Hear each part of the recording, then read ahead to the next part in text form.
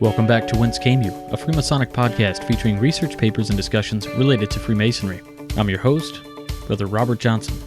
This is episode 187. In the news this week, I just want to say many thanks to the Brothers of Palatine Lodge for having me out, as well as having a few other brothers out to present last Tuesday. It was an amazing event, really cool, and I hope your tradition of the Fourth Tuesday Education Lodge carries on with great success. If you're wondering what I'm talking about and you're looking for something to maybe to spice up your Masonic Lodge meetings, this particular lodge, Palatine Lodge in Palatine, Illinois, actually opens their lodge on the fourth Tuesday of every month just for education. The lodge is opened on the first degree, people present, and the lodge is closed, and that's it. And you would think that attendance may be up or down, but let me tell you, it is up. We had over 30 people in attendance that night, I believe. It was pretty fantastic, so many thanks to those guys. I wanted to say, check out the interview that I did with Brother Rob Lewis on episode 185.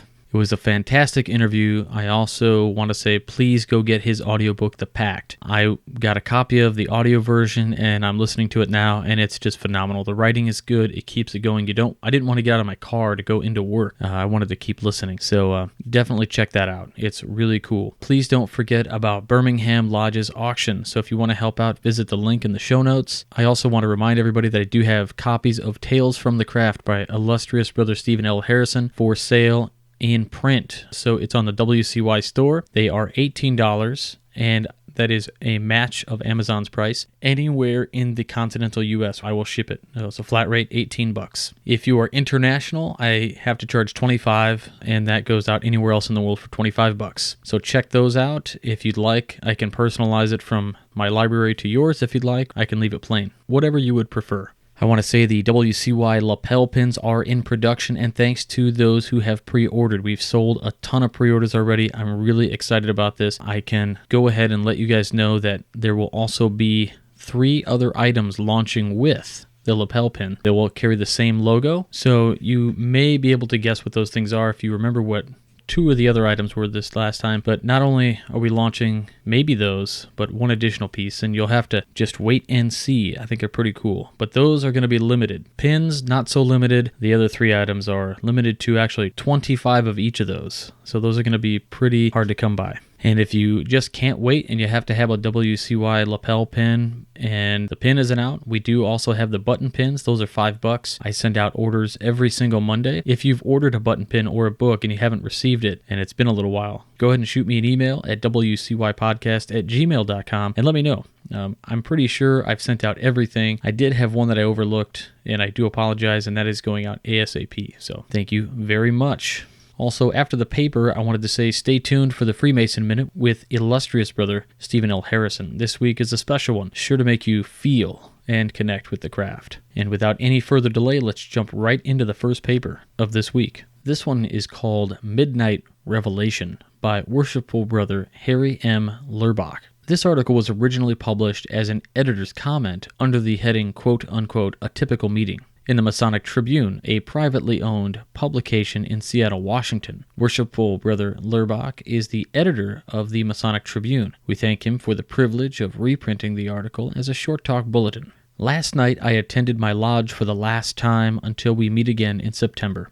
We conferred the entered apprentice degree on 3 candidates. It was to the delight of the senior members present because most of the chairs were filled with young, energetic Masons, most of who have been Master Masons for a year or less. I was chosen to give the lecture, which I did in a reasonably good fashion, although I got my tongue toasted a couple of times.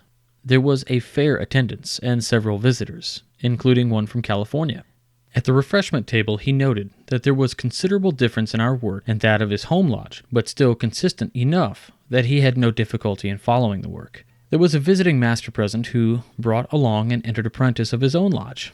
There was a past master present, the father-in-law of one of the candidates. Good fellowship abounded, and everyone got a few moments to tell a story or to say a few words to the candidate, who, in turn, got to give their impressions. In short, it was a typical meeting that has been enacted in my presence hundreds of times. For some unknown reason, however, it seemed different.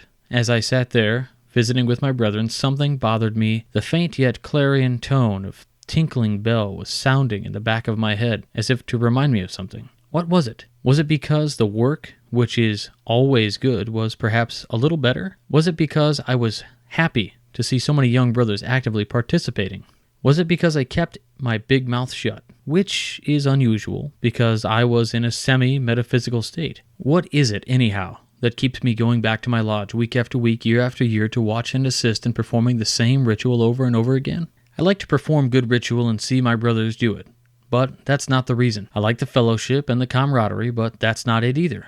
We have a new, nicely furnished temple, warm in the winter and cool in the summer, but that's not more than a small portion of my ardor. Still seeking an answer, I went home and wearily climbed into bed. I switched on the 11 o'clock news to see if any new catastrophes had developed, and watched the same drowsy, distasteful repetition of news that I had seen earlier in the evening. Boring repetition, I thought, and switched out the light to get some much-needed rest. The news is getting as repetitious as degree meetings, but at least I don't have to watch it. Suddenly, I bolted upright in bed. Is that the answer? Is it because I don't have to go to lodge meetings that attracts me to them? Is it because I don't have to spend hours and hours learning ritual that I do it?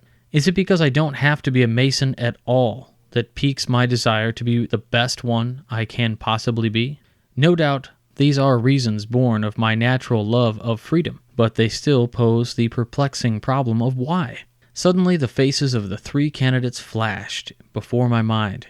Eager, interesting, and totally perplexed, they were ready to learn the first lessons in Masonry as I began the lecture. As many times as I have delivered it, I always try to do so, as if I was a teacher giving a lesson to an individual student, using the best possible dictation and clarity of speech. But I stumbled a couple of times. I must give more study to that passage, so as not to interrupt their train of thought. They must receive this knowledge properly, and it was up to me to do it, and I thoroughly enjoyed doing it. Reason number 1, after lodge closed, each candidate came up and shook my hand with the usual remark, "Boy, I don't know how you can remember all that work." They are sincere. They are visibly moved. They have started on their journey to a Master Mason. Reason 2, in my revelry, the thought occurred to me, what if Masonry didn't exist?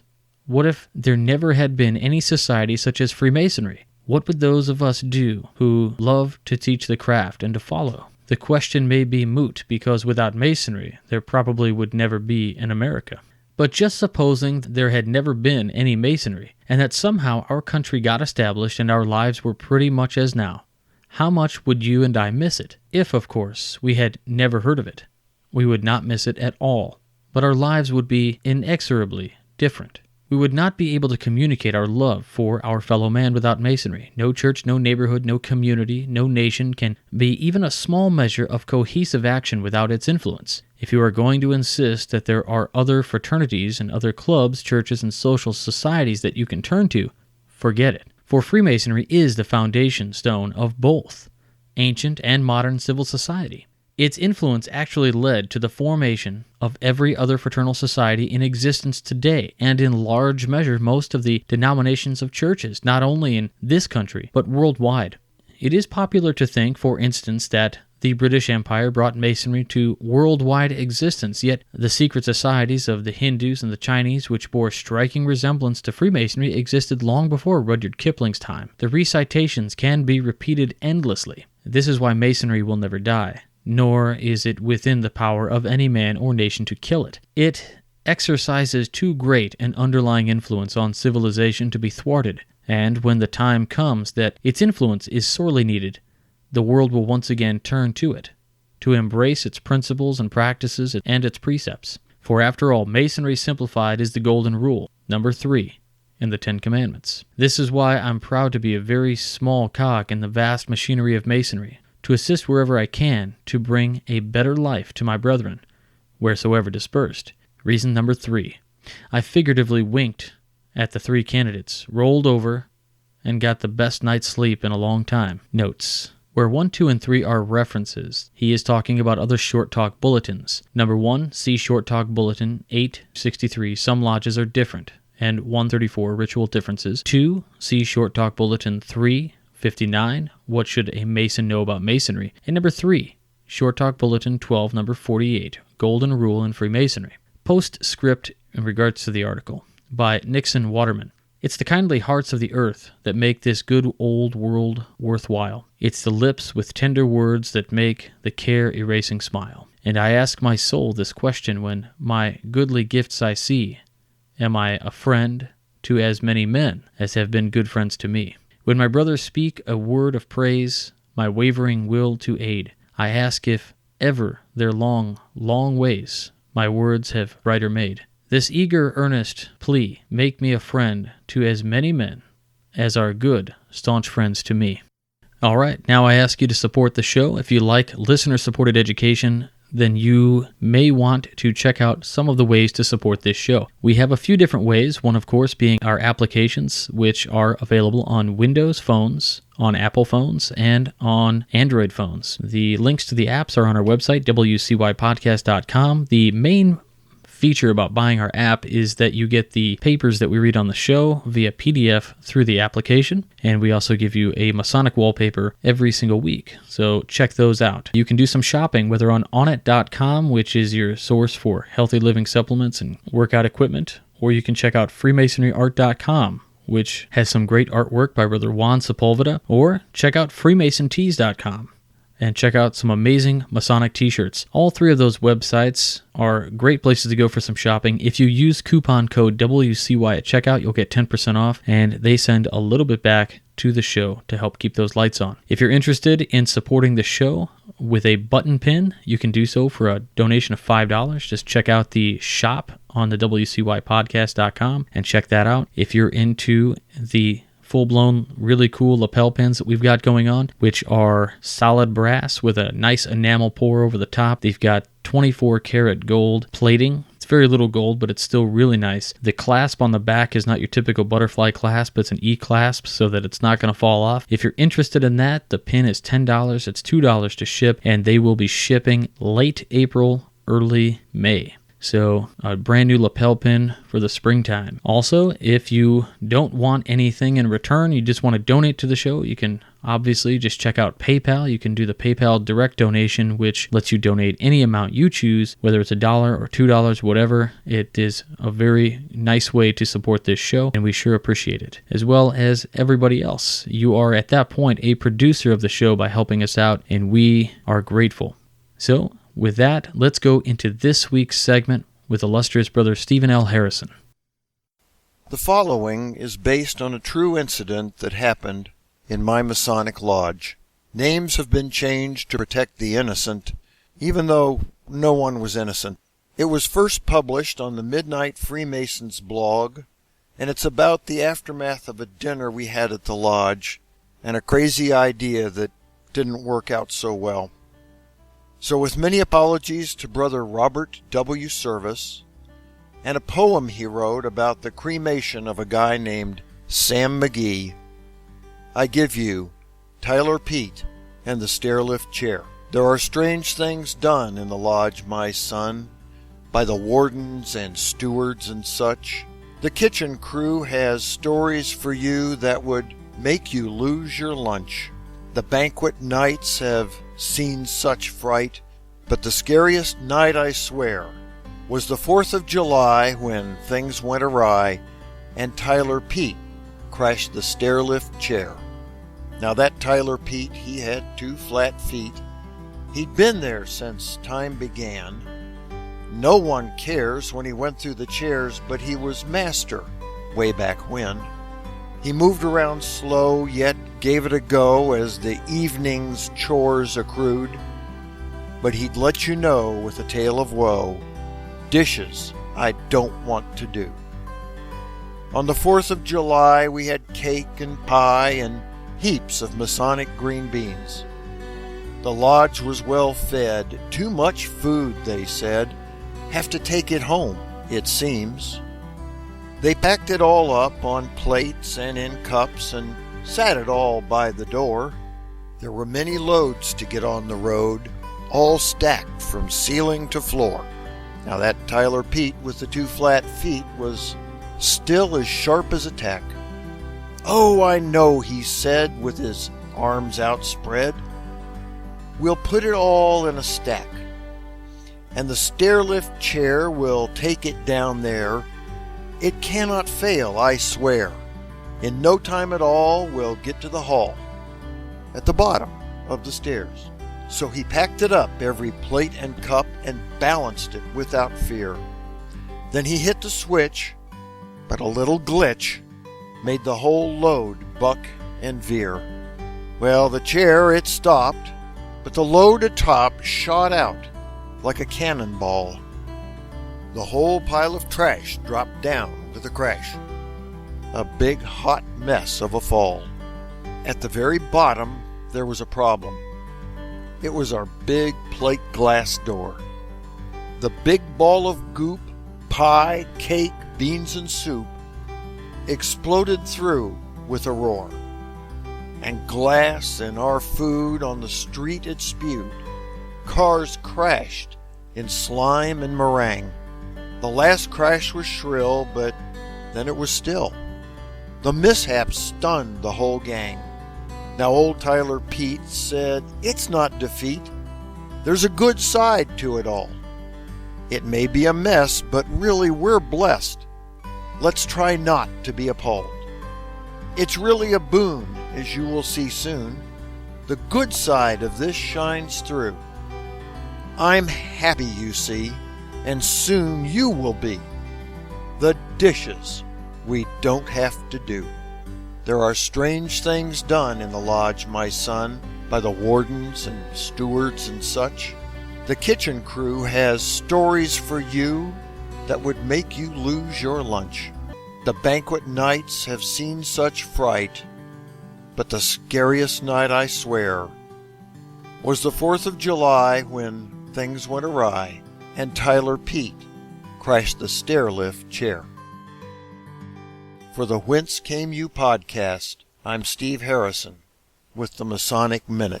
All right, just a reminder that if you enjoyed that, please go onto our website and check out the limited edition shop to get a copy of Stephen's book, Tales from the Craft. Again, we matched Amazon's price at $18, and I'll ship anywhere in the USA for that. I'll ship it internationally for $25, and I think you're really going to enjoy the packaging on it. It's packaged very classical. It's worthy of an unboxing, I'd say. So we'll go right into this week's famous Freemason, Lyndon B. Johnson. So, U.S. President Johnson was from City Lodge number 561 in Texas. Now, I have made it a point mostly to never cover U.S. presidents.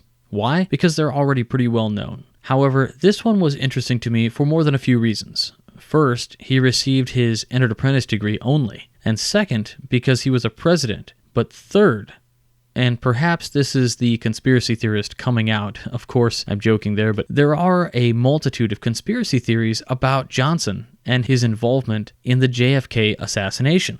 But before we jump into that stuff, let's talk a bit about who Lyndon Johnson was and what he is known for. So Lyndon Baines Johnson was born August 27th in 1908, and he passed away on January 22nd, 1973. Often referred to as LBJ, was the 36th President of the United States from 1963 to 1969, a position he assumed after his service as the 37th Vice President from 61 to 63. Johnson, a Democrat from Texas, served as the United States Representative from 37 to 49, and as a United States Senator from 1949 to 61, including 6 years as Senate Majority Leader, 2 as Senate Majority Whip. He campaigned unsuccessfully for the Democratic presidential nomination in 1960, but ran for vice president with John F. Kennedy, heading the ticket for the 1960 presidential election. After their election, Johnson succeeded Kennedy following his assassination on November 22nd, 1963. He completed Kennedy's term and was elected president in his own right in the 1964 election, winning by a large margin over Barry Goldwater.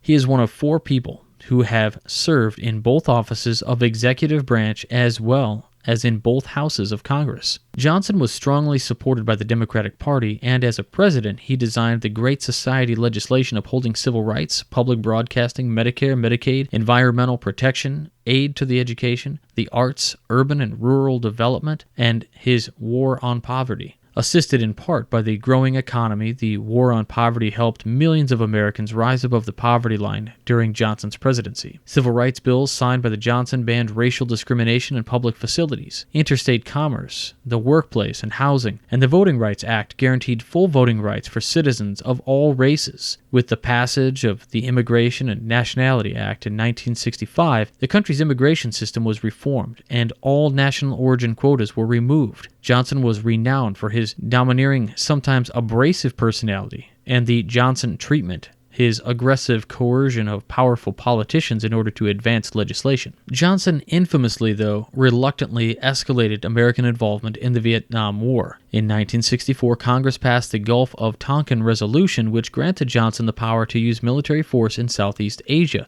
without having to ask for the official declaration of war. The number of American military personnel in Vietnam increased dramatically from 16,000 advisors in non-combat roles in 1963 to 550,000 in early 1968, many in combat roles. American casualties soared, and the peace progress bogged down. Growing unease with the war stimulated at large angry anti-war movement based especially on university campuses in the U.S. and abroad. Johnson faced further troubles when summer riots broke out in most major cities after 1965, and crime rates soared as his opponents raised demands for quote-unquote law and order policies. While he began his presidency with widespread approval, support for Johnson declined as the public became further upset with both the war and the growing violence at home. The Democratic Party split in multiple feuding factions, and after Johnson did poorly in the 1968 New Hampshire primary, he ended his bid for re-election. Republican Richard Nixon was elected to succeed him, as the New Deal coalition that had dominated presidential politics for 36 years collapsed. After he left office in January of 1969, Johnson returned to his Texas ranch, where he died of a heart attack on January 22, 1973. Historians argue that Johnson's presidency marked the peak of modern liberalism in the United States after the New Deal era. Johnson is ranked favorably by some historians because of his domestic policies. So that gives you a broad idea of the scope of his presidency and everything else that he had done up to that point. So what about these conspiracies? Well, here are some excerpts that I've pulled from various articles. For instance, Washington, October 17th, 2014. It has been widely reported that Jacqueline Kennedy Onassis, widow of President John F. Kennedy, shared with family members that she was certain that Kennedy's vice president, Lyndon Baines Johnson, arranged to have her husband murdered. Soon, that conclusion will be heard in the late First Lady's own words, because audio tapes recorded of the discussions with historian and close family associates Arthur Schlesinger Jr. between March and June of 1964 will be released, and excerpts featured on an upcoming ABC News program in November, marking the 50th anniversary of President John F. Kennedy's assassination in Dallas. The tapes, which insiders describe as featuring Mrs. Kennedy's disclosures of JFK affairs and her romantic liaisons in retaliation, also reportedly reveal her conviction that LBJ, with a cabal of associates and Texas businessmen, orchestrated the plot culminating in the Kennedy assassination. This is in contrast to the account of these interviews in Barbara Lemming's biography of Mrs. Kennedy, The Winter of Her Despair. The establishment theory of Kennedy's assassination, arguably the most controversial event in American history, is dubbed the Lone Gunman. It is the conclusion of the Warren Report commissioned by newly sworn-in Lyndon Johnson and chaired by the Chief of Justice of the Supreme Court, Earl Warren. It concludes that Kennedy was shot by Lee Harvey Oswald, a disturbed ex-Marine who exhibited erratic actions and behavior, that Oswald shot the president from the 6th floor of the Dallas Book Depository building. Just a side note that wasn't listed here, everybody seems to talk about the Warren Report as the final say on that actual assassination, but there was the House Special Committee on Assassinations, which was formed afterwards, which actually gave the official declaration about that, and they did rule that it was a conspiracy. So just some interesting things there. If you have any inclination to research it further, all you have to do is Google search it, but just be forewarned, don't go too far down the rabbit hole. What we've presented here is some pretty interesting stuff nonetheless. But that's it for this week, so please find us on Facebook. Check us out on Twitter. You can find us on Google Plus at the email address wcypodcast@gmail.com. You can email me there or at admin@wcypodcast.com. Please check out the Midnight Freemasons 3 times a week for amazing content. We have 3 articles that come out every single week. 52 weeks a year. So I'd say it's pretty awesome. Got great content all the time. Please don't forget about the Masonic Roundtable going live on Tuesday nights at 10/9 Central. You can find us on Google Hangouts, or you can check it out as a rerun on YouTube under the Masonic Roundtable channel. Don't forget about Steve Harrison's Tales from the Craft book. It's an amazing book. It is sure to captivate you, and if you get some writer's block, you want to write about something cool in Masonic, all you got to do is pull one of those, open the book, and put your finger at any article, and you can read 2 paragraphs on something that will surely make you want to research it more and dive even deeper. Very cool stuff. And with that, guys, stay on the level. Thanks for buying those pins. For Whence Came You, I'm Robert Johnson.